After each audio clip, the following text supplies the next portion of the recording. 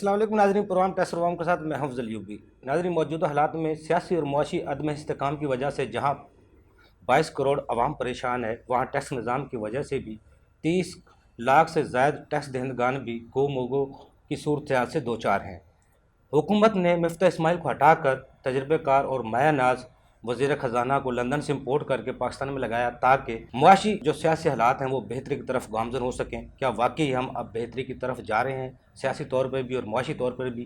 اس پر آج گفتگو کرنے کے لیے میرے ساتھ موجود ہیں نعمان یحییٰ صاحب، آپ صدر ہیں لاء ٹیکس بار ایسوسی ایشن کے، اور میرے ساتھ موجود ہیں فیصل اقبال خواجہ صاحب، آپ سینئر چارٹر اکاؤنٹنٹ ہیں، ماہر ٹیکس امور ہیں۔ ناظرین، اپنی گفتگو کا آغاز کرنے سے پہلے چھوٹی سی ایک رپورٹ دیکھتے ہیں، اس میں ماہرین کیا کہتے ہیں۔ دیکھیے، جہاں تک تو ٹیکسیشن پرابلمز کا مسئلہ ہے اور جو ٹیکس کے پرابلمز ہیں وہ موسٹلی جو ہے وہ ٹیکس پیئر ہی فیس کرتا ہے، اور ٹیکس کلیکٹر اس میں بالکل انڈیپینڈنٹ ہے۔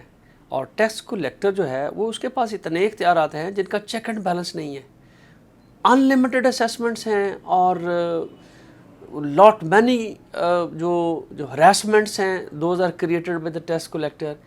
اور ٹیکس کلیکٹر کا تو ایک ہی موٹیو ہے، اور وہ ایک ہی موٹیو کے لیے آتے ہیں کہ جی ہم نے ٹیکس کلیکٹر کو ٹیکس پیئر کو سکویز کیسے کرنا ہے، اور وہ سکویز ہی کرے جا رہے ہیں۔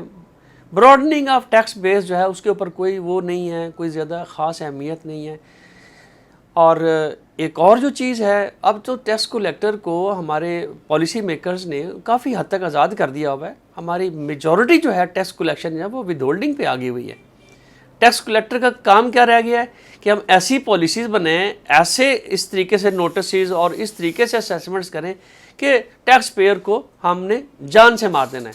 اب انہیں یہ نہیں پتہ کہ جو پرابلم جو مین ہے وہ ہے اکاؤنٹیبلٹی اور check and balance. Tax collector کے اوپر کوئی چیک اینڈ بیلنس نہیں ہے۔ ہم امپورٹ پہ کوئی توجہ نہیں دے رہے، ایکسپورٹس کے اوپر کوئی توجہ نہیں دے رہے کہ کون کس قسم کی ویلیو ایڈڈ ایکسپورٹس ہونی چاہیے تاکہ ہم اپنا ڈالر ریٹ کو سٹیبل کریں، کون سی امپورٹس بین ہونی چاہیے۔ وہ کبھی بین کر دیتے ہیں، کبھی کچھ کر دیتے ہیں، کبھی کچھ کر دیتے ہیں۔ They are not even themselves clear کہ ہم نے پالیسی میں رکھنا کیا ہے۔ آج کچھ کر رہے ہیں، کل کچھ کر رہے ہیں۔ ان کو چاہیے سب سے پہلے جو کھانے پینے کی اشیاء ہیں، غریب آدمی کی جو بیسک نیسیسٹیز ہیں ان کو کنٹرول کریں، باقی چیزیں آٹومیٹکلی ہوتی رہیں گی۔ پیٹرول مہنگا، پیٹرول کا جو ہے وہ انٹرنیشنل لیول پہ جو کم بھی ہوتی ہے لیکن ہم کم نہیں کرتے، وہ ہم اس کو بھی انکیش کروا رہے ہوتے ہیں۔ لیکن شیم آن دا پالیسی میکرز جو اس وقت ہمیں پالیسی دے رہے ہیں، ان کو چاہیے کہ کچھ نہ کچھ قوم کے مفاد کے اندر بھی کوئی بات کریں۔ جب تک قوم کے مفاد کے بات نہیں کریں، ٹھیک ہے، وہ اپنے پیٹ بھرتے رہیں، تو وہ انہی کے پیٹ بھریں گے، غریب آدمی کا تو پیٹ کاٹا جائے گا۔ اس وقت پاکستان کی ضرورت یہ ہے کہ ٹیکس ریٹرنوں کی ڈیٹ ختم ہوتے ہی فوری طور پر پاکستان میں ایک بہت بڑی کمپریہنسو ٹیکس ایمنیسٹی اسکیم جو ہے وہ اناؤنس کی جائے، اور اس میں ڈالر، گولڈ اور اس طرح کی جو ہیج منی کی جو بھی آئٹمز ہیں وہ اس میں ڈکلیئر کرنے کی اجازت ہو، تاکہ لوگ جو ہیں وہ پیسہ نکالیں، اپنی ٹیکسیز ادا کریں اور اس پیسے کو قومی دائرے میں لائیں۔ اور نومبر میں جو بھی اپوائنٹمنٹ کرنی ہے، میری ریکویسٹ ہوگی کہ یہ اپوائنٹمنٹ آج یا کل میں ہی اناؤنس کر لیں، تاکہ یہ جو جلسے جلوس اور ملک کا تباہی بربادی ہونے والی ہے وہ رک جائے، اور جو بھی معاملہ ہے ہمارا ملک جو ہے وہ انٹرنیشنل ریسیشن کو تو فیس کر سکتا ہے۔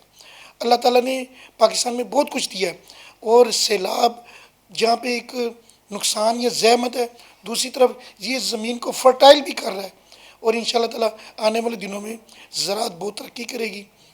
ہمیں کوشش کرنی چاہیے کہ پاکستان میں انڈسٹری لگے، ہمارا ملک جو ہے وہ ایکسپورٹ بیس کنٹری بنے، جس میں آئی ٹی سروسز اور ہماری جو مصنوعات ہیں وہ انٹرنیشنل سٹینڈرڈ کی ہوں۔ اس کے لیے ضروری ہے کہ ہمارے جو بزنس مین ہیں ان کے لیے راستے کھولے جائیں کہ وہ جرمنز، اٹالینز، برٹش، امریکنز، جیپنیز کے ساتھ جوائنٹ وینچرز کریں، پاکستان میں بڑی بڑی انڈسٹریاں لگائیں، اور خدا کا نام ہے FBR کا محکمہ ختم کر دیا جائے، اس کی جگہ پہ ایک نیا محکمہ، ایک نیا ٹیکس سسٹم متعارف کرایا جائے۔ یہ ٹیکس سسٹم اور یہ محکمہ پاکستان میں کبھی بھی ترقی نہیں ہونے دے گا۔ نعمان صاحب، آپ صدر ہیں ٹیکس بار کے، پہلے تو یہ بتائیے 5-6 ماہ کی جو صورتحال ہے اس میں ہم معاشی اہداف تھے جو ہمارے، اور حکومت کی جو پالیسیاں تھیں اور جو حکمت عملی تھی، آپ سمجھتے ہیں یہ ٹیکس نظام کے مطابق تھی، بہتری کی طرف ہم جا رہے ہیں؟ تو وہ 2.3 کی جو نیچرل گروتھ ہونی تھی اس سے بھی نیچے جا آپ مائنس میں جا کے گئی. اس کے بعد آپ جب ایک چلتی ہوئی مشین، جب چلتی ہوئی مشین یا معیشت کا پہیہ رک جاتا ہے تو اس کو اگر چلانا ہو تو اس میں ٹائم لگتا ہے. یہ تو کوئی صرف ایک گاڑی نہیں ہے، یہ پورا پاکستان ہے، 22 کروڑ عوام ہے. اور ان کو اگر آپ نے اس دوبارہ معیشت کی طرف، اکنامک سٹیبلٹی کی طرف 5.6 سے 6.2 کی باتیں کر رہے تھے، اور جیسے ہی حکومت آئی اور آپ نیچے چلے گئے تو وہ جو آپ 2.2 2.3 پہ جا رہے ہیں، جو ایک نیچرل گروتھ ہے ایک آبادی کی وجہ سے ہوتی ہے، اس سے بھی آپ اہداف کو نہیں پورا کر پا رہے تھے. اور جو انہوں نے لاسٹ ٹائم انہوں نے جو ایک پرائیویٹ چارٹرڈ اکاؤنٹنگ فرم سے انہوں نے اپنے جو ایک فکٹیشیس بنائی جی ڈی پی کو، اس کو بنانے کے بعد جو انہوں نے جو انہوں نے اپنے اعداد و شمار بتائے، اس سے پتہ چلا جب حکومت چینج ہوئی تو انہوں نے صحیح اعداد و شمار دیے، تو حقیقت میں ایسا نہیں تھا. یہ 4 سال میں اگر پاکستان کی معیشت کو پہیہ صرف ایک جگہ سے نہیں ہوا، ہمیں معاشی فرنٹ کے ساتھ ساتھ ہمیں بین الاقوامی فرنٹ پہ بھی کافی جگہ پہ نقصان ہوا. سب سے پہلے ہم نے سی پیک کو، اخبارات میں آگے اب تو ہر بات کھل گئی ہے، سی پیک کو آپ نے رول بیک کر دیا. پاکستان کے لیے ایک بہت اچھی ایک گولڈن اپرچونٹی تھی، آپ نے وہ سی پیک رول بیک کیا. اور اس کے بعد آہستہ آہستہ آپ بین الاقوامی فرنٹ میں جب تنہا ہو گئے تو پھر کس نے آپ کے پاس آ کے انویسٹمنٹ کرنی ہے، کس نے آپ کے پاس پاکستان آ کے کرنا ہے. اب یہ حکومت کوشش کر رہی ہے، 1.5 سال ابھی ان کے پاس ہے، ابھی ٹائم ہے، 10 ایک مہینے ہے، دیکھتے ہیں ابھی یہ کیا کرتے ہیں. لیکن میں سمجھتا ہوں کہ ابھی جو انہوں نے کوشش کی تھی اس پر یہ گامزن ہے، لیکن ابھی فل فار رزلٹ آنا ممکن نہیں ہے. ممکن نہیں. فیصل اقبال خواجہ صاحب، مفتاح اسماعیل صاحب کو ہٹا کر اسحاق ڈار صاحب کو لایا گیا، ان کے آنے کے بعد آپ سمجھتے ہیں کوئی بہتری کی طرف ہم گئے ہیں؟ یہ آپ کا ایک ویلڈ کویشچن ہے، لیکن جہاں تک میری ذات کا تعلق ہے یا میرے نالج کا تعلق ہے، مفتاح اسماعیل صاحب تو بالکل مس فٹ تھے اس سچویشن میں. بیسیکلی ان کے پاس وہ نالج یا وہ اسکل یا وہ ان کی کیپیبلٹی نہیں تھی. کیپیبلٹی کی بات، اختیارات تو بعد میں آتے ہیں جی. کہ ان کے پاس وہ کیپیبلٹی بھی نہیں تھی کہ وہ اس پرٹیکولر ڈیفیکلٹ سچویشن کو ہینڈل کر سکیں. ٹھیک ہے، یہ ان کا ایک اچھا اقدام ہے. یٹ کہ اسحاق ڈار صاحب کے آنے پہ اور ان کے وزیر خزانہ کے طور پہ حلف لینے پہ لوگوں کی ریزرویشنز اپنی جگہ ہیں. ٹھیک ہے، لیکن ایز اے کمپیٹنٹ پرسن، اور ان کو بیسیکلی اکنامکس آف پاکستان کا جو ایک لمبا تجربہ ہے، جی جی، مفتاح اسماعیل کے مقابلے میں وہ ایک بیٹر چوائس ہے ان مائی اوپینین. ٹھیک ہے، اب آگی کیا وہ اس کرنٹ اکنامک سچویشن کو ٹھیک کر سکتے ہیں یا نہیں کر سکتے. There are many things. اس میں یہ اکیلا نہیں ہے کہ بندہ کیپیبل ہے یا نہیں ہے. بیسیکلی دیکھنا کیا ہے کہ سچویشن جو ہے وہ اس وقت ڈیمانڈ کیا کری. ہماری فار ایگزامپل تمام جو لون کی پیمنٹس ہے وہ اپروچ کری اپنی میچورٹی کو. ٹھیک ہے، اور ہمارے پاس اس وقت کوئی ایسا ریزنیبل گراؤنڈ نہیں ہے جس کی بیس پہ ہم یہ سوچیں کہ ہم ان پیمنٹس کو کر سکتے ہیں. تو سب سے پہلا جو ٹاسک ہے وہ تو یہ ہے کہ یہ جو پیمنٹس ہیں ان کو ہم نے ڈیفر کیسے کروانا ہے. اس کے لیے اسحاق ڈار ایک تجربہ کار آدمی، اور ان کی کافی ایک لمبی سٹینڈنگ ہے. اگر وہ چاہیں تو اس اکنامک ٹرمائل میں سے نکل سکتے ہیں. اسپیشلی جب ہم پوری دنیا پہ یہ ایک پریشر ڈال رہے ہیں کہ جو سیلاب کی وجہ سے 30-31 ارب ڈالر کا ہمیں خسارہ ہوا ہے وہ آپ لوگوں کی وجہ سے ہوا ہے، ہماری وجہ سے نہیں ہوا. کیونکہ پاکستان کا تو جو کلائمیٹ خراب کرنے میں رول ہے وہ تو لیس دین 1% ہے. تو میجر تو جتنی انڈسٹریل کنٹریز ہیں جو اپنے آپ کو ڈیولپڈ کنٹریز کہتے ہیں اس وقت، میجر رول تو ان کا ہے، جس کی وجہ سے یہ سیلاب اور یہ موسمیاتی چینجز آئیں جس کا پاکستان شکار ہے. میں آپ کو بتاؤں، پاکستان کو ہمیشہ اللہ تعالیٰ کی کوئی غیبی مدد آئی جس کی وجہ سے ہم اپنے پیروں پہ کھڑے ہو گئے. ٹھیک ہے، ہمیشہ یہ ایسے ہی ہوا ہے. مطلب یہ نہیں ہے کہ پہلی دفعہ ہم اس جیسی سچویشن سے دوچار ہیں. اگر آپ پچھلے 20-25 سال 30 سال کو ویو کریں، اس طرح کی سچویشن بارہا آئی ہیں اور اس میں سے ہم نکلے. لیکن اب جو بات اس وقت ہمیں قابل غور ہے وہ یہ ہے کہ جو ہماری پلاننگ ہے اس پرٹیکولر تمام ڈبیکل کو ہم نے کیسے فیس کرنا ہے اور اس میں سے ہم نے کیسے نکلنا ہے. تو پہلی چیز تو یہ ہے کہ کچھ پیمنٹس یہ ڈیفر کرانے میں کامیاب ہو گئی ہیں، ہو چکی ہیں، it is yet to be announced. ٹھیک ہے.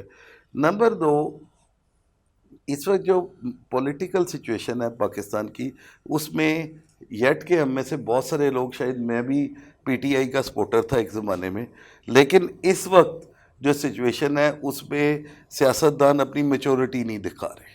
ٹھیک ہے. اس سچویشن میں نکلنے سے کے لیے ان سیاستدانوں کو بجائے لانگ مارچ میں جانے کا ایک گول میز کانفرنس میں بیٹھنا چاہیے. نون لیگ ہو گیا، پی ڈی ایم ہو گیا، پی ٹی آئی ہو گیا. جب پاکستان رہے گا تو تبھی آپ سیاست کریں گے نا. پاکستان نہیں ہے تو آپ نے کہاں پہ سیاست کرنی ہے؟ سیاست تو پاکستان کی وجہ سے ہے. تو بیسک تمام چیزوں کا حل نکالا جا سکتا ہے ڈائیلاگ سے. اس لانگ مارچ کو فوری طور پہ رکنا چاہیے، اور اس لانگ مارچ کو روکنے کے لیے گورنمنٹ کو اپنا کردار ادا کرنا چاہیے، پی ٹی آئی کی لیڈرشپ کو اپنا کردار ادا کرنا چاہیے. وہ تو فیصل صاحب ان کا جو مطالبہ ہے عمران خان صاحب کا، وہ تو حکومت کو پتہ ہے، دوسروں کو پتہ ہے، لیکن یہ جب سے اسحاق ڈار صاحب آئے ہیں وقتی طور پہ ڈالر کی قیمتیں نیچے کو گئیں، اب پھر وہ اڑان بھر رہا ہے. لیکن اس حکومت کی طرف سے ایک اعلان بھی کیا گیا تھا اگر ہمیں آئی ایم ایف کا پیکج مل گیا تو 200 سے ڈالر نیچے آ جائے گا، لیکن یہ سارا کچھ اس کے برعکس ہو رہا ہے. نہیں آپ بات نہیں سمجھ رہے. آپ آئی ایم ایف کے پیکج آپ ایک دوسری طرف نکل گئے. آئی ایم ایف ایک ہنڈرنس ہے، اٹس اے ریالٹی، لیکن ایف اے ٹی ایف کی گرے لسٹ سے آپ نکل گئے. ٹھیک ہے. آئی ایم ایف کو بھی آپ ڈیل کر سکتے ہیں اگر یہ سیاستدان آپس میں بیٹھ کے کوئی فیصلہ کر لیں. ٹھیک ہے. اب دیکھیں نیکسٹ ایئر جون میں الیکشنز ہیں، نہیں اگست میں. ٹھیک ہے. اگست سے 4 مہینے پہلے انٹرم گورنمنٹ بننی. ٹھیک ہے. ایسے ہی ہے نا. اگست میں اسمبلیاں ختم ہوں گی، اگست سپتمبر میں. اگر اگست میں بھی ہو رہی ہیں تو اگر یہ سیاستدان مل بیٹھ کے کوئی فیصلہ کرتے ہیں اور کچھ عمران خان صاحب کی مان لیں، کچھ اپنی اسے فروری مارچ میں کہیں پہ ختم کر دیں اور نیا الیکشن اناؤنس کر دیں. دونوں لوگوں کو میچورٹی دکھانی چاہیے. نواز شریف کی جو حکومت ہے وہ 3 دفعہ وہ وزیر اعظم رہے. آصف علی زرداری صاحب بھی کافی منجے سیاستدان ہیں. مولانا فضل الرحمان صاحب بھی ایک لمبی ہسٹری ہے. عمران خان صاحب نے بھی اب ایک حکومت کر لی ہے. بیسیکلی اس وقت جو سب سے بڑا مسئلہ ہے نا پاکستان، وہ یہ ہے یہ پولیٹیکل اسٹیبلٹی آتی ہے تو سب چیزوں کا حل سامنے نظر آنا شروع ہو جائے گا. ہوتا کیا ہے کہ آپ فار ایگزامپل ایک اسٹینس لینے کے لیے یا ایک سچویشن کو کیٹر فور کرنے کی کوشش کرتے ہیں تو دوسرے لوگ صرف اپنی سیاست کو بچانے کے لیے اس کو الٹانے کی کوشش کرتے ہیں. فیصل صاحب دیکھیں نا، وہ جو مہنگائی کا بیانیہ حکومت لے کر آئی تھی وہ تو الٹ ہوا، اس لیے وہ الیکشن میں عوام کے پاس کس منہ سے جائیں. وہ بھی اپنی جگہ پہ اتحادی حکومت بھی درست کہہ رہی ہے، الیکشن لڑنے کے لیے ان کو عوام میں جانے کے لیے مہنگائی کا جو بیانیہ تھا اس کو ختم کرنا چاہیے تھا. یہ مہنگائی کا ویسے اس کو فرض جب سے حکومت آئی ہے وہ ڈبل ہی گئی ہے، نیچے تو نہیں آئی. میں اگر میری بات آپ سنیں یا میری عقل کوئی کام کرتی ہے تو پہلی تو بات یہ ووٹ آف نو کانفیڈنس غلط ہوا ہے. یہ ہونا ہی نہیں چاہیے تھا. 4 سال حکومت کرنے والے بندے کو 1 سال اور دینے کا ان کو فیصلہ کرنا چاہیے تھا. یہ میچور ڈیسیژن تھا. اب دوسری طرف آ جائیں، ان کا مسئلہ تھا اپنے جو بھی مسائل ہیں ان کو حل کرنا. ٹھیک ہے. بیسیکلی پاکستان کی اسٹیبلٹی کے لیے کوئی کردار ادا نہیں کر رہا، نہ پی ٹی آئی کر رہی ہے نہ اتحادی جماعتیں کر رہی ہیں. بیسیکلی ہر ایک آدمی اپنے ایک ایجنڈے پہ ہے. اب جیسے عمران خان صاحب کو دیکھیں، وہ فوری الیکشن کی صورت میں 2/3 میجورٹی دیکھ رہے ہیں، وہ پاکستان کو نہیں دیکھ رہے. سملرلی آپ دوسری طرف آ جائیں پی ڈی ایم کی طرف، تو میں تو ایک ادنا سا آدمی ہوں، یا نعمان اور میں دونوں تو پروفیشنل لوگ ہیں. اب یہ جو کیسز ان لوگوں پہ بنے ہوئے ہیں یہ تو سارا کچھ گند جو ڈلا ہوا ہے ان کی وجہ سے ہے نا. اب کون اس کو دیکھے گا؟ بیوروکریٹ تو کوئی بھی ڈیسیژن لینے سے ڈر رہا ہے، کیونکہ جو بیوروکریٹ کوئی ڈیسیژن لیتا ہے اس کے سر پہ نیب کی تلوار لٹکتی ہے. بہت سے کو زہر دیا جاتا ہے. لیکن فیصل صاحب میں دوبارہ آپ کی طرف آتا ہوں. نعمان صاحب بریک سے جانے سے پہلے میں آپ کی طرف ایک سوال چھوڑ رہا ہوں. جو مہنگائی کا جو شرح کی گراف ہے وہ بڑھتا جا رہا ہے. دوسرا بجلی کی قیمتیں بہت سی بڑھتی جا رہی ہیں. اس کو ہماری اکانومی پر کیا اثرات ہو رہے ہیں، اس پر آپ سے بریک سے بعد جواب لیتا ہوں. ناظرین چھوٹا سا کمرشل بریک، مجھ ساتھ رہیے گا.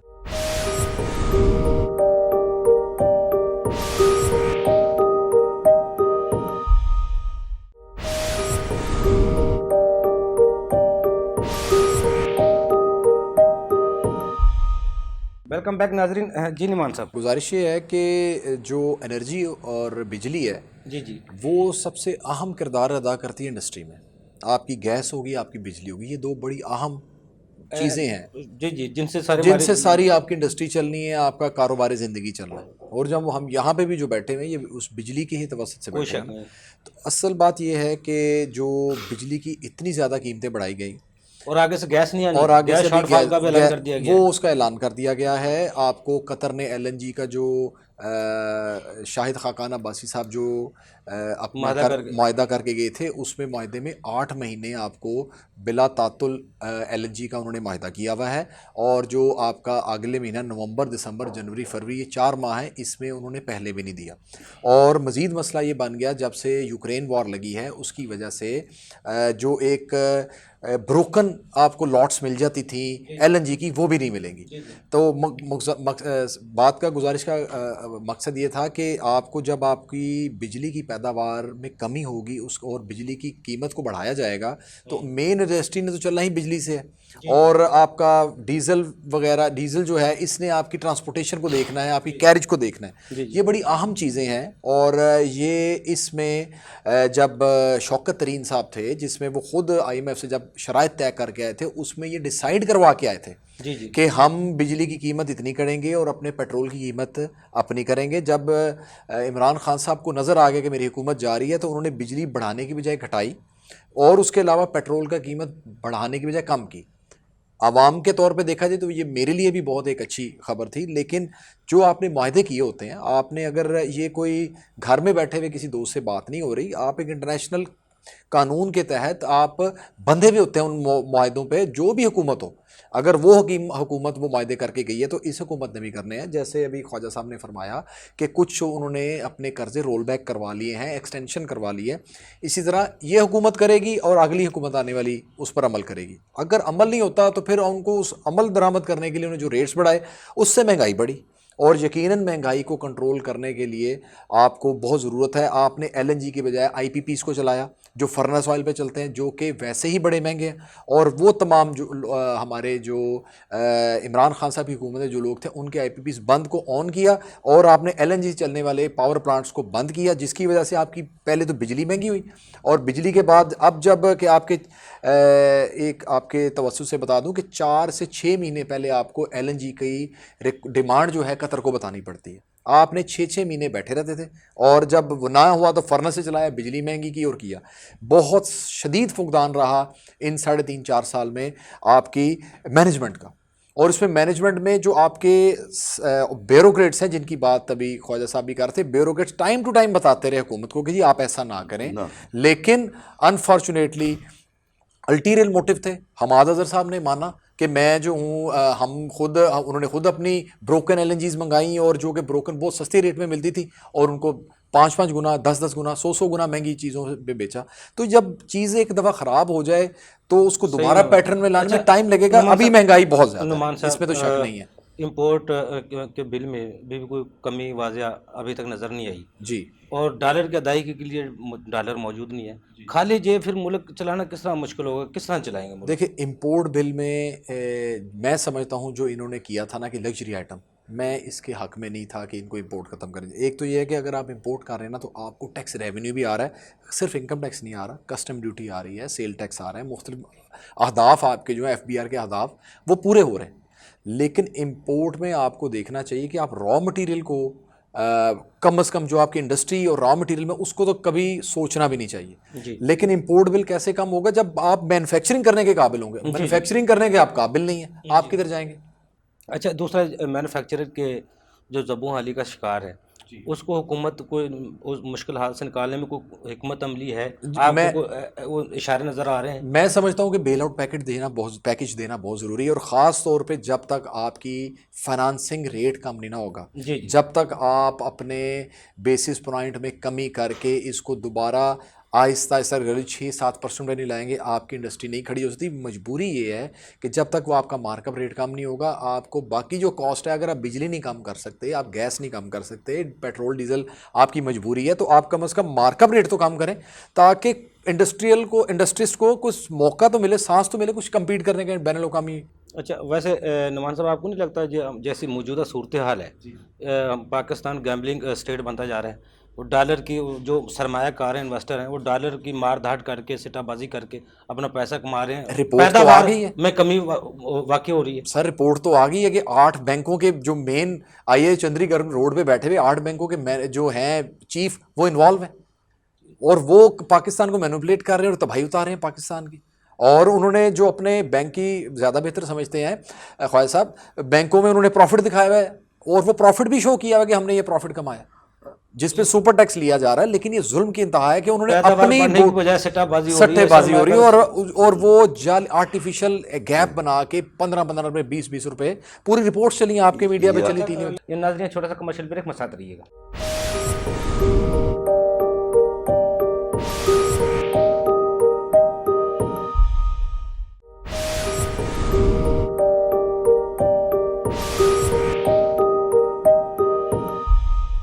वेलकम बैक नाजरीन। फैसल इकबाल खान साहब, आपने नुमान यही साहब की गुफ्तगू सुनी और राना जफ़र साहब की भी गुफ्तगू सुनी। फैटफ से जो पाकिस्तान निकला है, ग्रे लिस्ट में से वाइट लिस्ट में आया है, इसका अब पाकिस्तान को क्या फ़ायदे मिल सकते हैं? सारी सूरत सिचुएशन तो गो की सारी है, लेकिन इसके बाद पाकिस्तान को कोई ऐसा फ़ायदे मिलने शुरू हो जाएंगे जिनसे आप समझते हैं पाकिस्तान की जो सियासी और मुआशी हालत दोनों बेहतर हो जाएंगी? अयूबी साहब, आपके इसी प्रोग्राम से मैंने कई बारहा ये बात बताई कि ये फैटफ एक फंदा था जी जी, जो सिर्फ डाला गया है कुछ मुल्कों के गले में, जैसे पाकिस्तान था, ताकि उनको कंट्रोल किया जा सके। अगर ये गवर्नमेंट इमरान खान की रहती तो ये ग्रे लिस्ट से उन्होंने कभी भी नहीं निकालना था। उसकी वजह है कि उन्हें ये पता था, हालांकि ये सारी की सारी मेहनत हम आदर की है, ये हमें सबको मानना भी चाहिए और इसको हमें वो पॉइंट्स भी देने चाहिए। बेसिकली फैटफ है क्या?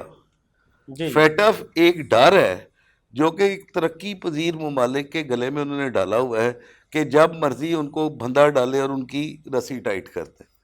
अब जब हम फैटफ से बाहर निकल आए हैं तो एक चीज़ तो बड़ी अच्छी हमें नज़र आ रही है कि हमने ये कंप्लाइंस कर दी, हमने ये सारा कुछ कर दिया और हम अब ग्रे लिस्ट से बाहर आ गए हैं। लेकिन हमें ये चीज़ नहीं पता कि ये ग्रे लिस्ट में डालने में फिर उन्हें कोई ज़्यादा टाइम नहीं लगना।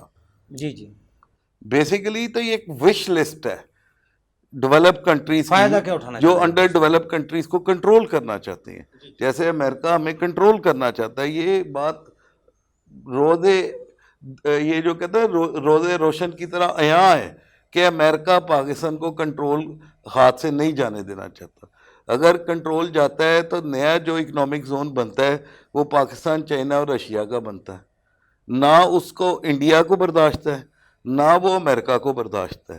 तो जो फैटफ था, फैटफ बेसिकली ये एक उन्होंने फंदा डाला था जिसकी वजह से पाकिस्तान की इकोनॉमी को वो कंट्रोल कर रहे थे और उसको वो ग्रो नहीं करने देना चाहते थे, जिसका खमियाजा पाकिस्तान भुगता है। जी जी, अब रहेगी बात फैटफ से निकलने का क्या फ़ायदा है? हाँ, ऑब्वियसली फ़ायदा है, हमारी रेटिंग बढ़ेगी। रेटिंग बढ़ेगी तो हमारा जो ट्रेड है, एक्सपोर्ट है, वो भी बढ़ेगा। लेकिन अभी बड़ी अच्छी बात की मेरे भाई ने, नुमान ने, कि इंपोर्ट पे जो हमने लगा दी ना कदगन, आपकी पंजाब की सारी टेक्सटाइल बंद होगी। जी जी, रॉ मटेरियल ही नहीं है, बेसिक रॉ मटेरियल इंपोर्ट करोगे तो फिर ही टेक्सटाइल चलेगी। सैलाब आपकी कॉटन की सारी क्रॉप ले गया है, जी, अब टेक्सटाइल चलाने के लिए आपको कॉटन इंपोर्ट करनी पड़ेगी। और इस वक्त जो हालात बने हुए हैं वो क्या कहते हैं कि गाड़ियों के मैन्युफैक्चरर हों, टेक्सटाइल के मैन्युफैक्चरर हों या कोई और एक्सपोर्ट, वो कहते हैं पहले वो हमें दें एक रिक्विजिशन। उस रिक्विजिशन को हम देखेंगे कि वो जायज़ है या नाजायज़ है, उसको अप्रूव करके स्टेट बैंक को भेजेंगे, स्टेट बैंक अप्रूव करेगा तो वो एलसी खुलेगी। एवरेज मैं आपको सही बता रहा हूँ, एक कार मैन्युफैक्चरर मेरे क्लाइंट हैं, उन्होंने मुझे बताया कि 4 माह लगते हैं एक कंसाइनमेंट को अप्रूव होने में कि हम उसकी इंपोर्ट की वहाँ पे कर सकें। अब हमें ये भी नहीं पता था कि जब हम इस ऑर्डर को प्लेस करेंगे उस वक्त डॉलर का रेट क्या होगा, ना हम उसकी प्राइस का कुछ सोच सकते हैं, ना हमारे पास टाइम फ्रेम है।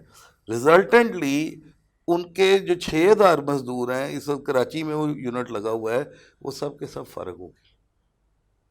کیونکہ آپ مزے کی بات یہ ہے، میں نے ایک ڈیلر سے کنفرم کیا جو ان کی ڈیلرشپ ہے، انہوں نے کہا جی ایک گاڑی ایک مہینے میں وہ دیتے ہیں ایک ڈسپلن کی، اس سے تو میری ڈیلرشپ نہیں چل سکتی. تو فیصل صاحب وہی تو میں ابھی نعمان صاحب سے میں نے پہلے وہ سوال کیا تھا 84 85 جو مشینری کے لیے چیپٹر ہے اس کسٹم کا، سارے تاجر برادری سراپا احتجاج تھی. پھر اسٹیٹ بینک نے اور حکومت نے $50,000 سے جو کم امپورٹ تھی وہ اجازت دی، لیکن جن کی لاکھوں کروڑوں میں جن کی امپورٹ رکی ہوئی ہے، فیکٹریاں بند ہو رہی ہیں، ٹیکسٹائل جس طرح آپ بتا رہے ہیں، اب وہ فیکٹریاں بجلی مہنگی ہونے کی وجہ سے بھی بند ہو رہی ہیں، اور جو لوگ بند کر کے فیکٹریاں، جو انویسٹر ہے وہ سارا سٹہ بازی ہو رہی ہے ڈالر پہ.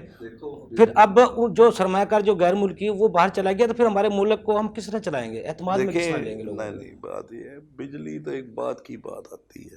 ایک ٹیکسٹائل مل کی ایوریج کاٹن پرچیز چھوٹی ٹیکسٹائل کی 2 سے 2.5 ارب کی ہوتی ہے. ٹھیک ہے. ٹھیک ہے، اب کاٹن پاکستان میں تو ہے کوئی نہیں، وہ ساری ہونی ہے امپورٹ. وہ امپورٹ ہوئے گی تو پھر کچھ بنے گا، کوئی ایکسپورٹ ہوگا. اب پورے کا پورا پہیہ جام ہو گیا اس امپورٹ کو روکنے سے.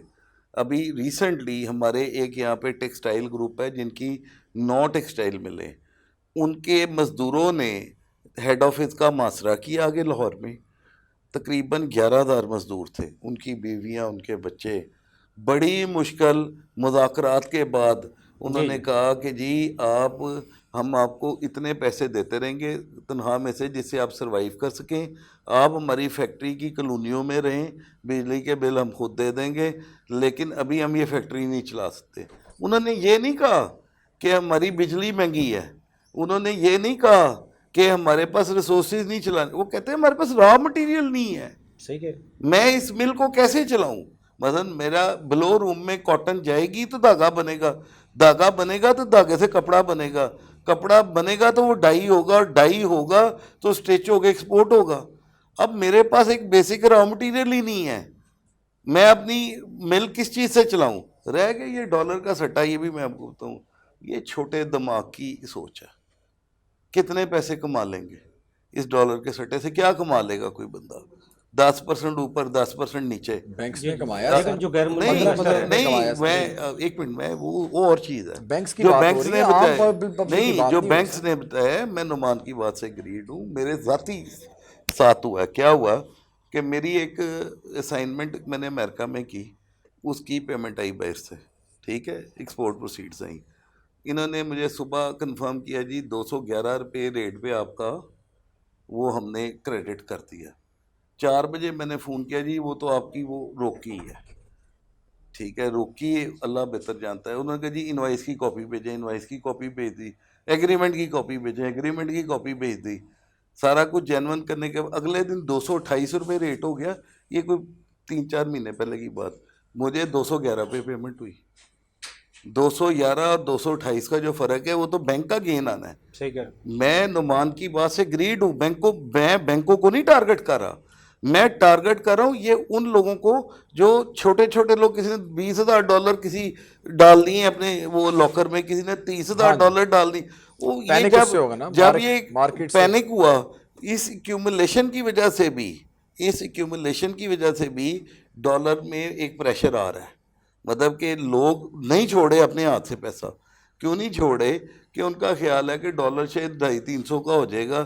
لیکن بات یہ ہے کہ جب ہم ملک چلا رہے ہیں تو ہمیں سسٹم ایسے بنانے چاہیے کہ یہ ڈالر پرائیویٹ ہاتھوں میں ایکیومولیٹ نہ ہو. اور یہ جیسے نعمان بھائی نے کہا، یہ بینکوں کے 8 جو صدر یا چیف پکڑے ہیں جنہوں نے فورن کرنسی کا سٹا کرایا ہے، پھر اس حکومت کو سامنے لاؤ، ان سب کو سزا دو، ایگزامپلائز بناؤ. اب بھی کہہ رہے ہیں مصنوعی رکھا ہوا ہے صرف. نہیں انہیں ایگزامپلائز کریں نا، انہیں سزا دیں، سیٹ این ایگزامپل. آپ صحیح کہہ رہے ہیں فیصل صاحب. میں دوبارہ آپ کی طرف آتا ہوں، سسٹم کی طرف بتانے کے لیے. مان یہ صاحب، اس ساری صورتحال میں جب غیر ملکی انویسٹر بھی اپنی فیکٹریاں بند کر کے، انڈسٹری بند کر کے باہر کی طرف جا رہا ہے، موجودہ جو ٹیکس پیئر چھوٹو مینوفیکچرر ہے یا اسمال اینڈ میڈیم انڈسٹری ہے، چھوٹے چھوٹے کارخانے ہیں، وہ بھی بند ہوتے جا رہے ہیں.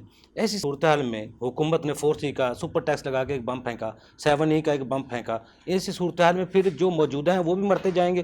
پھر اکنامک جو ایکٹیویٹی ہیں ان کو ہم کس طرح فروغ دے سکتے ہیں؟ نہیں، میں سمجھتا ہوں ایسے نہیں ہے. سپر ٹیکس چھوٹی کمپنیوں نے دینا، وہ کسی پہ نہیں لگنا.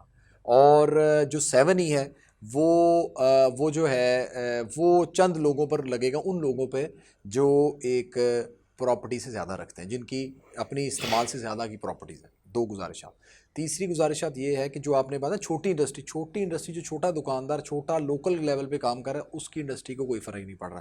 اس کا یہ آپ کہہ سکتے ہیں اتنا رول اکنامک ایکٹیویٹی میں ایسے نہیں ہے جو کہ ایک بڑی انڈسٹری کا. جی کوئی شک نہیں. انڈسٹری کی بات کریں تو میں سمجھتا ہوں کہ وہ زیادتی ہے، لیکن جو آپ چھوٹے دکاندار یا چھوٹے تاجر چھوٹے مینوفیکچرر کی بات کریں، ان کی حد تک وہ اپنا مارجن آف پروفٹ ایڈجسٹ کر کے، یہ ہو سکتا ہے 6 کی بجائے وہ 4 ملازم پہ چلے جائیں، وہ اپنا گزارا کر رہے ہیں.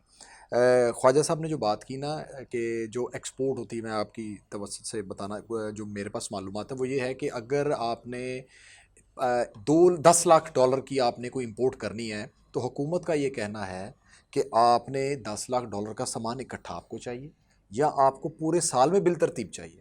آپ ایسا کریں کہ آپ کی جو 4 ماہ کی یا 3 ماہ کی جو ریکوائرمنٹ ہے نا، وہ اتنے ڈالرز آپ لے لیں، اور اگر آپ ایک دم 10 لاکھ ڈالر آپ کے حکومت پاکستان کے خزانے سے نکل جائے گا تو باقی لوگوں کو موقع نہیں ملا. پچھلی حکومت کیا کرتی رہی ہے کہ وہ 2 سال کی پیمنٹس کے اکٹھے ہی ایکسپورٹ اپنا امپورٹ کے آرڈرز دیتی رہی ہے، اور سامان اور نیچرلی پھر وہ ڈالر کی کمی ہو جاتی تھی. اس حکومت کا کہنا یہ ہے کہ آپ 4 مہینے کی مختلف سلاٹس بنا لیں. آپ 10 لاکھ ڈالر ایسا اکٹھے نہ لیں، آپ 2.5 لاکھ ڈالر لے لیں، پھر اس کے بعد 2.5 لاکھ ڈالر لے لیں، کیونکہ آپ کو آپ کی پروڈکشن کیپیسٹی بھی تو اس کے ساتھ ہر کمپنی کے اوپر یہ انحصار ہے. یہ نہیں ہے کہ آپ نے 10 لاکھ ڈالر لے کے سارا سامان 2 مہینے میں تو نہیں نا بنانا. صحیح کہہ رہے ہیں. تو وہ اس کو کہہ رہے چینلائز کر لیں، اور یہ میں سمجھتا ہوں کیونکہ ہمارے پاس ڈالر کی کمی ہے، ساتھ پیسے آتے بھی جائیں گے، انڈسٹری بھی چلتی جائے گی. انڈسٹری کا چلنا ضروری ہے، چھوٹی دکان کاروبار کا کوئی ایشو نہیں ہے. وہ ڈالر کو آپ سٹریم لائن کر لیں، ڈالر سے مراد ہے کہ اس کی پیمنٹ سٹریم لائن کر لیں. جیسے آپ نے ادائیگیاں کرنی ہیں تو اس کو سٹریم لائن کرتے ہیں، اسی طرح وہ کہہ رہے ہیں کہ آپ امپورٹ کے لیے آپ کو را مٹیریل کے پیسے چاہیے تو آپ پورے سال کی را مٹیریل ایک ہی دفعہ نہ منگوا لیں، اس کو آپ ایڈجسٹ ایسے کر لیں 4 مہینوں میں کر لیں، تاکہ پاکستان کی بھی ڈالرز کی جو پریشر ہے وہ کم ہو اور آپ کا کاروبار بھی چلتا جائے. نعمان صاحب، آپ دیکھ رہے ہیں دسمبر تک جو حکومت کا دعویٰ تھا مہنگائی کو کم کرنے کا اور بزنس ایکٹیویٹی کو فروغ دینے کا، دسمبر تک یہ پورا ہو پائے گا نظر آتا ہے؟ میں سمجھتا ہوں کہ کیونکہ یہ ان دنوں میں آپ کے پاس LNG نہیں ملنی، جس سے آپ کی بیسک پروڈکٹس ہوگی، میرا خیال ہے تھوڑا سا مشکل ہوگا. فیصل اقبال خان صاحب، تقریباً 10 سال تو ہمیں ہو گئے ٹیکس عوام پروگرام کرتے ہوئے. ہمارے پروگرام میں ٹیکس ایکسپرٹ بھی آتے ہیں، اساتذہ بھی آتے ہیں، بیوروکریٹس بھی آتے ہیں، سیاستدان بھی آتے ہیں، اور ہم نے جتنی بھی پرپوزل دی ہیں، یہ پچھلے 10 سالوں کا اگر تقابلی ہم جائزہ لیں تو کیا فرق پڑا ہے اس میں، سسٹم میں، ٹیکس نظام میں، معاشی نظام میں؟ آپ ہم کتنا اس میں فرق دیکھ رہے ہیں کوئی بہتری کی طرف؟ چلو 6 ماہ کا نہ لگائیں، 4 سال 10 سال کا تقابلی جائزہ لیں تو کوئی خاطر خواہ پاکستان کی نہ لانگ ٹرم پالیسی میں فرق پڑا، نہ شارٹ ٹرم پالیسی میں فرق پڑا، نہ کوئی ایسے قوانین میں کچھ ہماری جو پرپوزل ہوتی ہیں ان میں کوئی عمل تو ہوتا ہے، لیکن وہ بعد میں پھر 6 ماہ بعد پھر قانون بدل دیا جاتا ہے. ایوبی صاحب، ایک چیز ہوتی ہے تھنک ٹینک. جی کیا ہوتا ہے تھنک ٹینک، اور دوسری چیز ہوتی ہے پلاننگ کمیشن. یہ دونوں چیزوں کا فقدان ہے پاکستان. ایک وقت ہوتا تھا جب ہم 5 سالہ 10 سالہ پلاننگ کرتے ہوتے تھے کہ آج ہم کہاں کھڑے ہیں اور 10 سال بعد ہم کہاں کھڑے ہوں گے. مختلف سیاستدانوں کے مختلف اقتدار میں ایک کیا اچھا کیا ہوا کام بھی اس لیے ختم کیا گیا کہ اس نے کیا. صحیح کہہ رہے ہیں. میں کسی ایک بندے کو مورد الزام نہیں ٹھہرا رہا، کوئی ایک آدمی اس کا مورد الزام ہر نہیں کسی کو ہے. اپنا بیانیہ اور اپنی تختی لگانے کا ہر آدمی کو اپنے بیانیے اپنی تختی لگانے کا شوق ہے. آپ امریکہ کی مثال دیتے ہیں نا لوگوں کو، یا UK کی مثال دیتے ہیں، یا ڈیولپ کنٹریز کی مثال دیتے ہیں. اب چائنا کا صدر انہوں نے 3ری دفعہ الیکٹ کیا، کیوں؟ کبھی سوچا ہے؟ وہ چاہتے ہیں کنسسٹنسی رہے. وہ کہتے ہیں کہ انہوں نے بھری میٹنگ میں سے ایک پرانا چینی صدر اٹھا دیا. آپ نے دیکھا ہے ٹی وی پہ؟ جی خبر چلی تھی. کیوں اٹھایا؟ اب وہ پتہ ہے وہ کرپٹ پریکٹسز میں انوالو تھا. صحیح کہہ رہے ہیں. اسے بھری کمیونسٹ پارٹی کی میٹنگ میں سے انہوں نے کہا کہ آپ اٹھ کے چلے جائیں. ٹھیک ہے، یہاں پہ کیا ہے, یہاں پہ ہم 4 سال کیا 5 سال, میں کہتا ہوں خدا را اب جس کو آپ نے حکومت دینی ہے وہ کوئی بھی اس ہو, کو کم از کم 8 سال دیں. کم سے کم 10 سال تو دینے چاہیے. کوئی کتنا کھا جائے گا ملک کو, آپ کچھ نہ کچھ رشیا ادھر کو آ لے جائے گا. لیں, پیوٹن کو دیکھ لیں, آپ امریکہ کو دیکھ لیں, انہوں نے 2 مختلف پارٹیوں نے رول کیا پچھلے 8 سال میں. وہ تو بڑے ملک ہیں, بنگلہ دیش آپ کے پاس بالکل چھوٹا سا ملک جو 71 میں ہم سے لگا بات ہوا نہیں ہے. آپ سمجھ جی جی 2 مختلف پارٹیوں نے رول کیا, نہ تھنکنگ میں فرق آیا, نہ ڈیسیژن میکنگ میں, نہ پلاننگ میں. انہوں نے کہا جو ہمارا تھنک ٹینک کہہ رہا ہے, حکومت کوئی بھی ہو, حکومت آتی ہے چلی جاتی ہے لیکن ان کی اکنامک پالیسی آپ چلتی رہتی ہے. بنگلہ دیش کی طرف آ جائیں. بنگلہ دیش آپ سے علیحدہ ہوا, 60 آپ ملین ڈالر اس کے پاس آپ سے امداد لیتے تھے. جی جی اب وہ آپ کی امداد کرنے کے لیے, کیونکہ نہ آپ پلاننگ کرنے کے لیے تیار ہیں, نہ کسی دوسرے کی بات سننے کے لیے تیار ہیں, نہ آپ کنسسٹنسی پہ بلیف کرتے ہیں, اور نہ ہی آپ ڈیسیژن میکنگ پہ بلیف. شارٹ ٹرم ڈیسیژنس لیے جاتے ہیں. مجھے بتائیں کون سا لانگ ٹرم ڈیسیژن پچھلے 10 سال میں لیا گیا ہے, کوئی ایک بتا دیں, کوئی ایک بتا دیں. وہی تو میں بات کر رہا ہوں, 10 سال سے ہم بھی پرپوزل دے رہے ہیں, آوازیں نہیں, اٹھا رہے ہیں, کوئی ہر چیز ایک میں اٹھا بتا رہے ہیں. دیں. آپ نے کون سی ایکسپورٹ پالیسی چینج کی کہ ایکسپورٹ اوپر آئے؟ آپ نے کون سا ایسا بیل آؤٹ پیکیج دیا انڈسٹری کو؟ آپ نے کون سا ایسا کارنامہ دیا کسی بھی ایک سیاستدان نے جو قابل فخر طریقے سے بتایا جا سکے؟ لاسٹ 10 کیا لاسٹ 20 ایئرس کی بات کر لیں, لاسٹ 20 ایئرس کی بات کر لیں. نیم اینی سکسیس جو کہ بیوروکریٹس کے یا سیاستدانوں کے نام کو آپ ڈیڈیکیٹ کر سکتے ہیں.